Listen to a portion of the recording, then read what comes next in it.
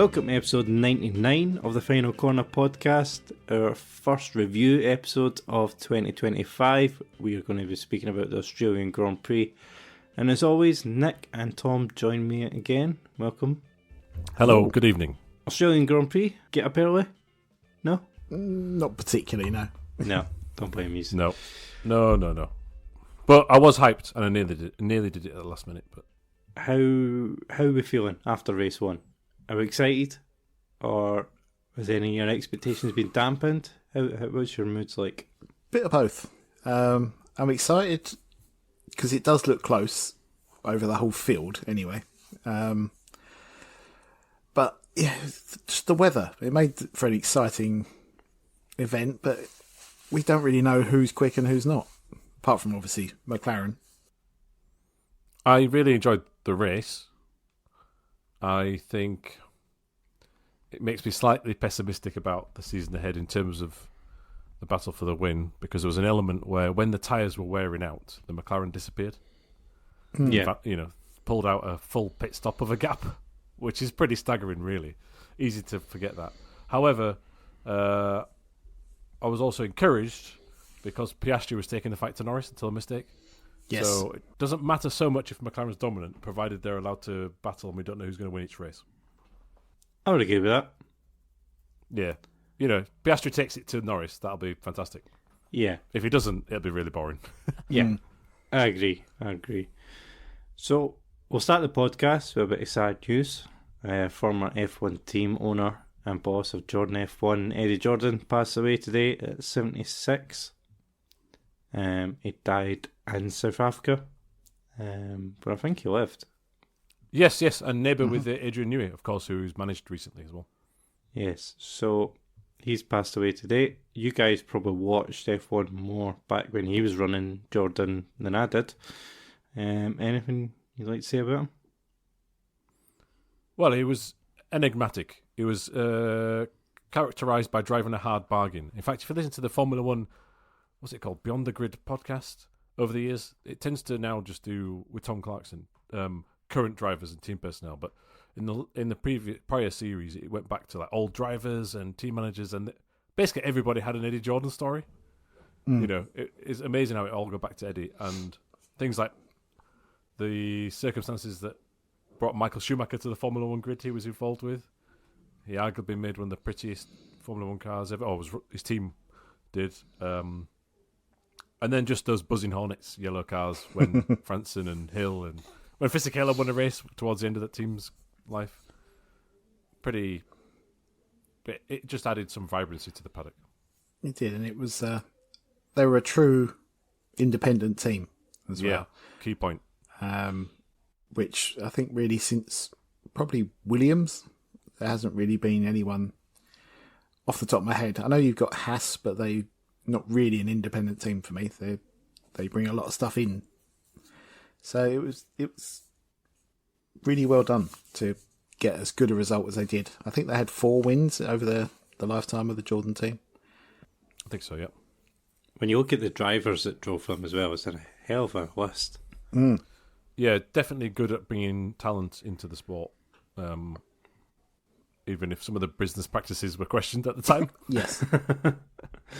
Yes. And I actually really liked, he was controversial punditry, but for me, some of the peak F1 eras in general was that noughties, 10s era, and it was on BBC in the UK, and he was part of that. And, he can be quite a divisive character, but he'd come out with some good scoops and statements at the time. So I enjoyed that. Yeah, he was very forthright with his opinions, whether you agreed with him or not. Exactly, yeah. I just saw a clip yesterday of it was recycling around the internet of him talking about Norris from last year, and he's very, very harsh, but you can't really disagree with anything he really says. So it's quite interesting to have media personalities like that who are very, very strong with the words, but have something to back it up. And I don't think he was going for clicks. I think it was his honest opinion, unlike certain other people who give strong opinions in F1. Shut Villeneuve. Yeah. So it felt like even if you disagreed with Eddie, it was his actual opinions that it seemed like he was stating. And he was still connected. He still was getting inside information and gossip and things, even though he wasn't a team owner. And he had this podcast called FFS, Formula for Success, with David Coulthard, which I've recently started listening to.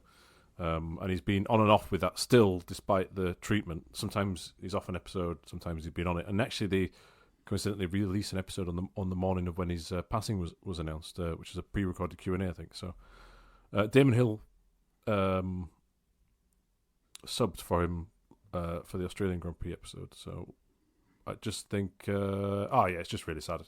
Really sad. Condolences to his friends and family. Yep. So after that, there's probably not really much news to speak about pre-race, would you say? Or post-race from Australia. Other really, than that, No. Helmut It's all too Marko close to is... China now. Yeah. Oh, God, yeah. Yeah, Helmut Marko's a twat. That's probably what we'll say. Yeah. Yeah, I just on that. Did he write that in his column on the Red Bull owned website? So it's all part of the media machine. Gets us talking about things and talking about Red Bull. Yeah. That's my cynical view. Anyway, David Croft asked Hadjar in the press conference, didn't he? Was it today or yesterday? Mm-hmm. At the time of recording, what he felt about those embarrassing comments. And then I did see some people criticising that someone asked that question, but I kind of think that question had to be asked. That's me defending David Croft. How about that? Yeah. It's not something that often happens on this podcast. Yeah, no, I thought that was all fair. You've got to ask about it, but yeah, it's a shame that he decides to put young drivers in that position. Right, we'll go into the racing from Australia. Yep. We'll do a brief whistle-stop tour of Australia, and starting Q1, where we lost Kimi Antonelli and Liam Lawson on their debuts for their new front-running teams. Not a good weekend for Lawson. It was, but there was extenuating circumstances, wasn't there? They had problems with the car in practice, so he wasn't able to do a lot of laps, I don't think. Yeah, but he also threw it off twice on the same lap, didn't he? Yes. Yeah. I just hope the pressure doesn't mount to... it's a bad performance through the weekend, even with the extenuating circumstances. So yeah. He has to rebound in China. Mm-hmm. Yeah, otherwise, then the pressure really starts. I think he does have the right attitude to do that, though, but we'll have to see if he can. Is it another Gasly Albon? Yeah. You can't say that after one race, so I retract it immediately. But...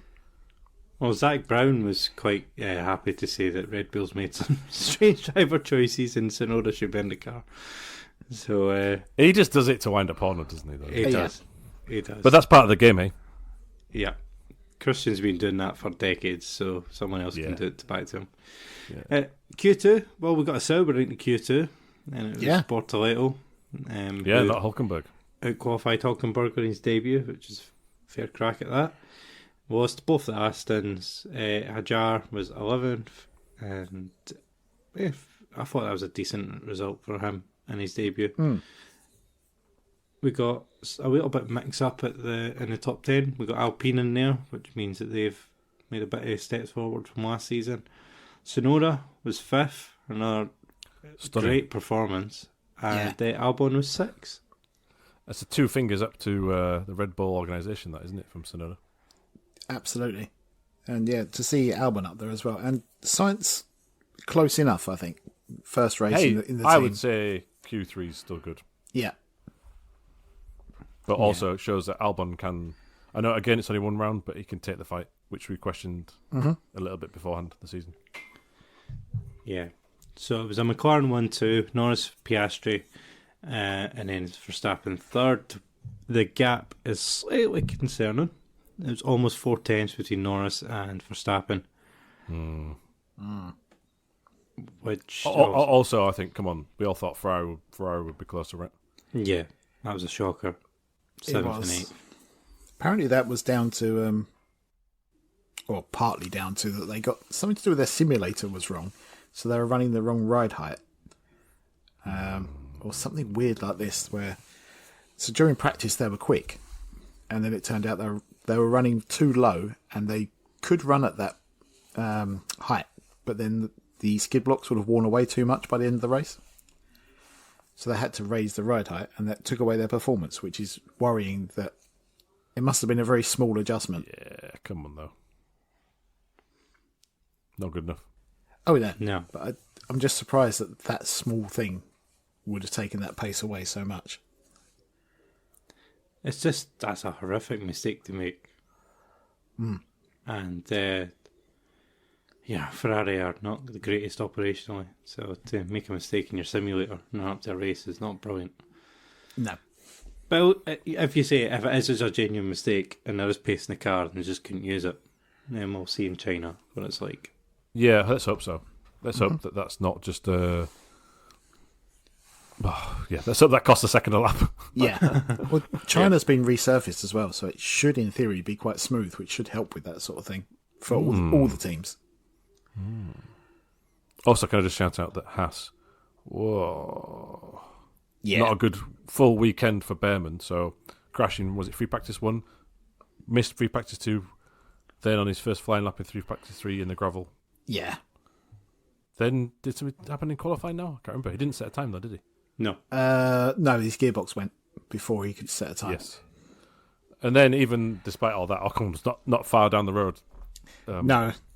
I read today as well that was another thing they were not expecting. Apparently they were awful in the high-speed corners, which they didn't expect from testing. So put some more wing on it. Yeah. Slow in the straight. Yeah. But they don't expect to be able to fix that for quite a while. They have to do upgrades to fix it. So they're going to be at the back for a while, I think. And, Steiner was influential in last year's car, no doubt about it. And he wasn't in this year's car, so there's some redemption happening here. It was all Gunter. All Gunter all the time. It was all Gunther all along.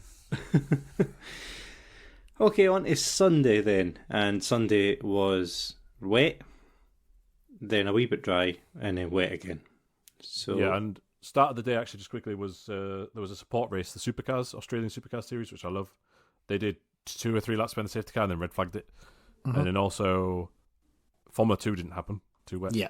F3 did happen, but everybody crashed and they red flagged it early. Yeah. So at that point in the morning, obviously I was asleep, but when I woke up to see that, I thought, maybe the race didn't happen, there was a big delay, but as it is with Formula 1, they don't really race in the rain so much anymore. But the conditions for the right time anyway are eased significantly. Mm-hmm. So they were bigging this up pre-race about how tricky this is going to be for the rookies and all this, and I wasn't really buying it because I was like, these guys have experience enough. Nobody, it's only a bit damp, it'll be fine. And then we were unfortunately got Hishar crashed on the formation lap. Yeah. Which I felt so sorry for him. Yes, so did I. As did Anthony Hamilton. Fair play to Hamilton for doing that. Yes. Well, the organisation ain't going to do it, is it? That it drives for. No. No, certainly not in public. Certainly not by Mr. Marco. Why can't they just get rid of him by now? Why is he still there? I know. Politics. It's ridiculous. Max wants him as well, which doesn't help. But what does he do other than be an absolute knob? That is his job role, I think. Chief knob. Yeah. Yeah, fair enough. Everyone needs a job, I suppose. He's 80, he's 81. Yeah. Go retire. I know. Yeah. Oh. His viewpoints are just archaic, really, in terms of the sport, Yeah. No, I'm not Anyway, happy. Hadjar, let's hope it doesn't knock his confidence too much, because the qualifying performance I thought was superb. I know he's beaten by Sonoda, but it was best of the rookies, no? Mm-hmm. Yeah, I thought his laps were fairly decent as well. So we then get a delayed start, which is fairly clean at the start. Max jumps Piastri. Hamilton gets pinched by Leclerc on exit at turn 1 and loses a position. And then we get our first safety car of the day. That's Jack Doohan loses it as he's going through the wee tree section into the barrier, an immediate safety car. Which then Carlos Sainz decides to go for an early bath and he bins it on his own under safety car at the final corner. Yeah. I Hope Drive to Survive was filmed in Briatore. And this is the moment he was sacked. Yeah. Yeah. On his home race. I know. Sorry for him as well. I feel like it's like as he crosses a white line, it just like spins up. Yeah. Because it looks an impossible scenario. Like, it doesn't look like he's done anything wrong, if that makes sense. You go, well, how's that happened? And the same with Sainz, really. Other Sainz, you could say at least on the exit of a corner, so he's maybe just been a bit keen on cold tyres. But Yes. Both of the teams have tried to exonerate them by saying that they had torque surges, which to me is just... isn't that putting the throttle down too early? That's what I think, yeah. if the rear wheels are spinning, there's going to be a torque surge. This is a new term for Formula 1 of the year. It is. Oh, you applied the throttle too keenly. Torque surge. Yeah. Yes. But if he also, when Doone's having his accident, Antonelli has an almighty save where the steering wheel is full... It's completely upside down at one point, which you don't see in a Formula 1 car really often. No, not unless you've broken something, yeah. Yeah, yeah. It is fully, it's more than 180 degrees round. So, within 0.2 of a second, I don't know. And then straightens it without overcorrecting, which is the key thing, I think, from that save. In modern Formula 1, like with Doohan or Sainz, it's, I've had a slide, and then I snap back the other way. Mm-hmm. So, yeah, and he's got some chops, as Antonelli. He also had a spin in the race as well and managed to recover it and keep out of the wall. Yeah. Which was a bit, it was his own mistake, obviously, because he two wheels on the grass, wasn't it? Yeah. Yeah. But this save is just almighty. But he recovered it and he made this exact same overtake twice, which confused Martin Brundle.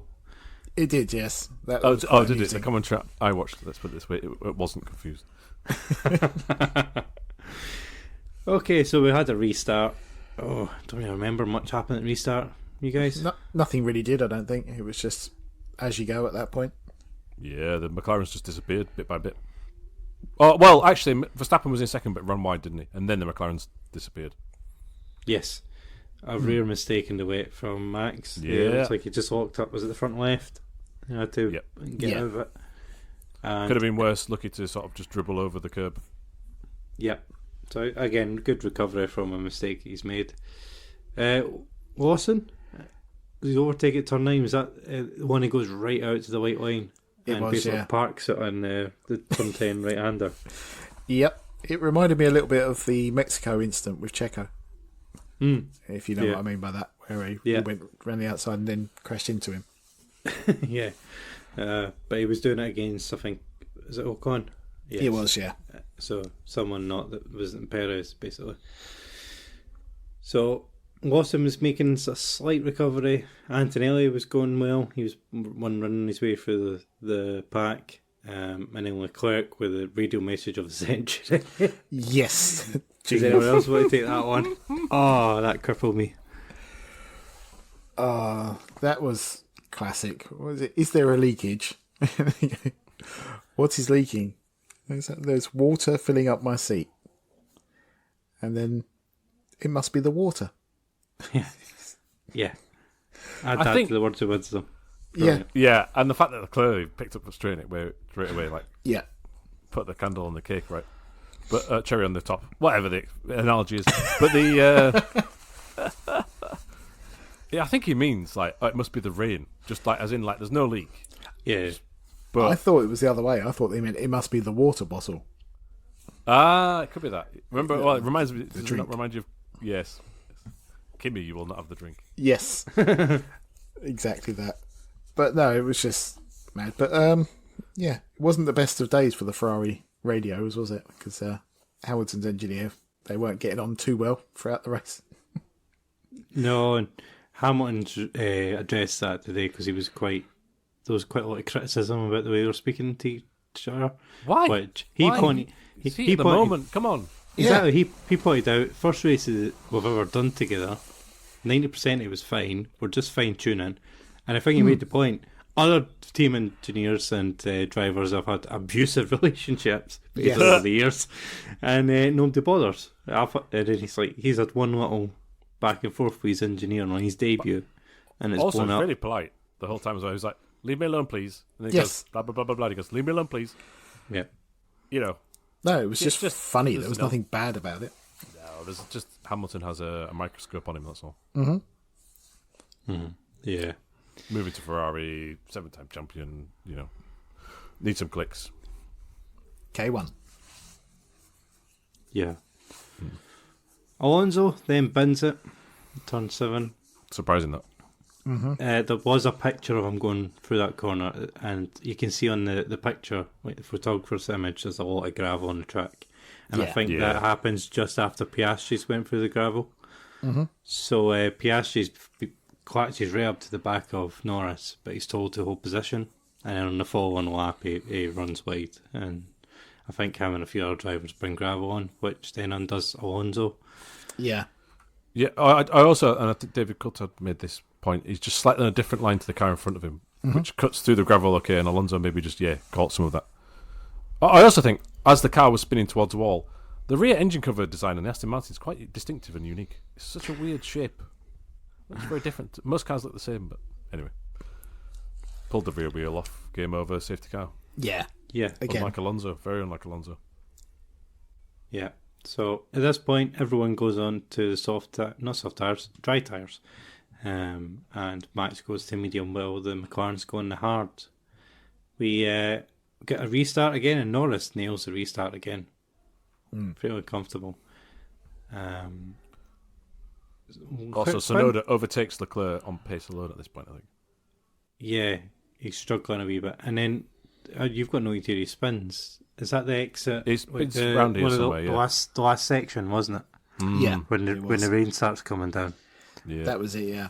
It wasn't really picked up on until a few laps later when there was a replay of it, but that's when it happened. Yeah. All hell breaks loose at the front. Yes, the rain starts to come a little bit again. Everyone seems to have a different weather forecast. Yes. Which is unfortunate, and I think the Ferraris lost out on this one big time. It all looks fairly easy at the front for McLaren, but then both Norris and Piastri go off at the exact same corner, running up to the final corner. No, the second last corner. So going through 12, they both run off. Norris gets back on track, keeps position. Piastri then spins off and beaches it in the grass, and has to do a very, very, very long reversing manoeuvre to get himself out. I do give him credit though for actually getting it off the grass and not just being like, oh, it's too late now, and giving up. Or doing a stroll, as I would call it. Yeah, I was thinking the same thing. Obviously first wasn't working, but lucky that there was some retardation in reverse, but very, very slowly. Got to keep going. I thought, he's going to go a lap down. He did go a lap down, but then he could unlap himself because of a safety car. So yeah, it was worthwhile, especially spoilers, but at the end he got some points. So. Yeah, so he goes off, and then some of the cars start to pit. So Max pits for intermediate tyres, as did a bunch of other cars. But after the McLarens. Yeah. While they're doing that, Liam Lawson and Bortoletto both have incidents which bring out safety car. Yeah. The Lawson one was weird. Oh, go on. After you, sorry. No, but the Lawson one was similar to the Hajar one, wasn't it? Yeah, turn very. 1. But the Bortoletto one was weird. I think something failed in the car, because if you watch the replay, as the car spins, the right rear suspension breaks. It does. I still can't work out if that is what caused the crash, or if the crash caused that, or not the crash, but the spin and lighting up over the curb. But it shouldn't really. So if it is that's caused him to go off, that's a bit disturbing for them. That whole thing is weird and needs to be looked at, because it does drop it on the curb, I think. Or he's certainly on a line where Behrman has a spin at the same corner, which was not in the broadcast, I don't think, but was shown afterwards on social and stuff. And Bortoletto makes a very similar mistake, but the rear suspension definitely breaks mid-spin. Yeah. Now, it's either it could have broken before that, and that's contributed to the spin, or just the force of it spinning has ripped something off. But neither are good. No. In today's press conference, Bortoletto says he had slight contact with Hülkenberg, his teammate, on the first lap. So they're investigating whether that damaged it and then eventually just failed. Because just the retardation of spinning like that at a very low speed wouldn't have ripped the wheel off. It shouldn't do now. So it's either broken on the curb or there has been pre-existing damage. Right, it's just gone. I think. So, that safety car, for a brief moment in time, Lewis Hamilton was in first. And then very quickly wasn't in first. And then Ferrari, engineer. bit of a mess of all the strategy options, unfortunately. Mm-hmm. Plus So, the change. Yeah, so at the restart, Norris is back in the lead at this point, I think, because they pitted first. So it's Norris from Verstappen, Piastri's at the back of the field, and then Hamilton loses a position to Leclerc at the restart. Gasly, who was holding up a good gaggle of cars, makes a mistake, and both the Ferraris get past him. Gasly ends up dropping down to 11th, which is fairly disappointing. Yeah. Antonelli made a good charge back through the field, finishing P4. Verstappen in the last couple of laps makes a move on Norris to put a wee bit of pressure on him. But I don't know about you guys, did you ever think there was a chance that Verstappen was actually getting past? Yeah, I did. Did you? For a minute. There was just one lap where he was really close. I suppose getting past, I don't know. But I was like, oh, this could happen. There was a few occasions where I was thinking that he's going to just chuck it down the inside and make him jump out the way. But he was never really close enough. No. I mean, I was just thinking more, maybe Norris of old would like make another slight... I think he did make a slight error running wide at one point. But I think maybe the 2022 spec Norris would have crumbled. Or 23 even. Has Norris got versions like Valtteri's on version Valtteri 23? Bottas. yeah. So that was at the front. I mean, Norris won, I think, fairly comfortably in the end. Yeah. And I do think that late race charge has made it look closer than it actually was on pace. Oh, yeah. I mean, without those safety cars as well, they would have been that 30, 40 seconds down the road. They were so far ahead at one point. Mm-hmm. Yeah, when the tyres started wearing out those intermediates. The pace differential was crazy. Apparently, some analysis I saw by The Race, which is actual journalists, they even predicted that after qualifying. If you're looking at the micro sectors and the sector times, it's the McLarens are in the final sectors when they've got the biggest advantage of the lap, and on the soft tyre wear does matter around one lap. Yeah. In qualifying, and so they were predicting that the McLaren is similar pace to Ferrari and Red Bull until the tyres start wearing down. Yeah, that's when they pulled away in that first stint. So yeah, we've got a clear picture this weekend in China. But move of the day, and we didn't see it, was Oscar Piastri on a last lap overtake and outside Lewis Hamilton. Yeah, mega 9 into 10. Yeah, amazing. Brilliant recovery from Piastri from a difficult weekend, finishing 9th in the end, getting 2 points, and yeah, that's a brilliant move. Got to put a lot of trust in the guy on the inside, not to just wipe you both out at 150 mile an hour. Hamilton got mugged twice around the outside after that, in that final segment of the race. Yep. But the Piastri one was just genius from the young Aussie. It was great to see. So in the end, we had Norris, Verstappen, Russell picking up a podium. Kimi Antonelli finishing P4, just a second and a half behind his teammate, and he was catching him towards the end, so fairly promising debut. Albon was 5th. He briefly had 4th because Antonelli had a penalty, which Mercedes successfully appealed. And I have to apologise to Mr. Stroll. P6 on first race of the season. 6 cars did crash, so I am caveating my phrase. But he did keep it on the island, didn't make a mistake. Seems pretty optimistic and happy, which is nice for Lance. But he finished P6. Hulkenberg 7th, then Leclerc, Piastri and Hamilton. Amazing result for Hulkenberg under the radar there. Yeah, completely. Yeah. So, is that more points than last season? It is, for Sauber? Yeah. Sauber ahead of Ferrari in the championship at this moment. Oh, that's wild. So, a difficult weekend for most of the rookies, apart from Antonelli. But Antonelli thinks that Alonso is a rookie, so we're all doomed, I think. Did you see that interview with them? No. Oh, even the interviewer looked fed up with interviewing all the rookies. They were asked who do you think the closest rookie battle will be this year, and Anthony, he just kept answering Alonso. So either his English isn't that good, or he just had complete brain rot. One of the two.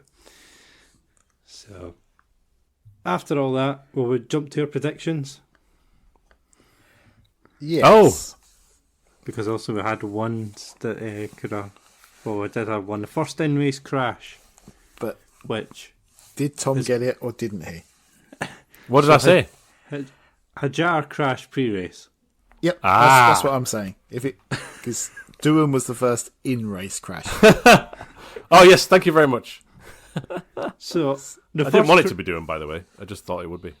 So the first crash on race day of this new season was Hajar, but Yes. it wasn't in the race, so I will give you Jack to win. Yep. Thank you very much. That's the first time ever we've got a prediction like that correct. Yeah. We should take it as a team. I'm feeling a bit nervous about the last in the constructors though, because it all went sober and Yes. Haas look horrible. Yeah. Like, that was a terrible debut for Behrman and Ocon. And The thing I keep remembering is that McLaren were at the back in like 22, 23, and then upgrades moved them forward. So it is possible to move up the order, especially when margins are so close in the midfield. Yeah. So let's not write them off just yet, although the next few races seems bleak. Yeah, even last season, McLaren started the season pretty poorly. Yeah. And then they brought those upgrades around, was it Miami, wasn't it, that suddenly put them at the front. So wait 4 or 5 races and Haas will be winning. That's what I'm saying. I almost bought a Haas Lego car today. I was in the duty free at the airport and had some F1 Speed Champions. Yeah, amazing. So I bought the V-Carb Minardi thing. But oh, did you? That because it does look nice. Yep. I don't think it's this year's livery on the one that I bought though. No, it's all last year's, I think. Yeah, so I was slightly disappointed, but it was that Mercedes, which I've already got one. Yeah. Sauber, which is hideous. A Haas or a Red Bull, and I don't like Red Bull, so I went for the junior Red Bull. I got the Williams because that was available at my local purveyor of Lego. Why didn't I get the Williams? Well, do the V-Carby thing. Yeah, well, I will. But I wanted... It's good fun. The one I wanted was Ferrari, but they didn't have Ferrari. That was the one that people were taking. So my retailer did have Ferrari, and I went Williams, and now I regret it because apparently you can't get the Ferrari anywhere. Yeah, hard to get. So, but did you notice the Red Bull is an 18 rated toy? Was it? Really? Yeah. Well, because Must some be of the... you can't sell energy drinks to under 18s in the UK. Yeah. Can you not? Yeah, I was thinking it must be a sponsor-related thing. And maybe that, because you get age checked when you buy a canny Monster here. Is the V-Carb 18 then? Oh, I don't know. Maybe there's something else on it that makes it 18. Yeah, I was thinking crypto sponsorship, but then everybody's got that, so... Everybody's got that, yeah. Yeah, but yeah, it's 18 rated, which is wild. But it's got to be the sponsors, yeah. Yeah, it has to be. Or just that it's associated with Christian Horner. Oh no, the one you bought is 18 as well, so that it must be energy drinks. You're right. Yeah, I've just looked it up, and it's because Red Bull as a product can only be sold to over 18s in the UK. Yeah, wow.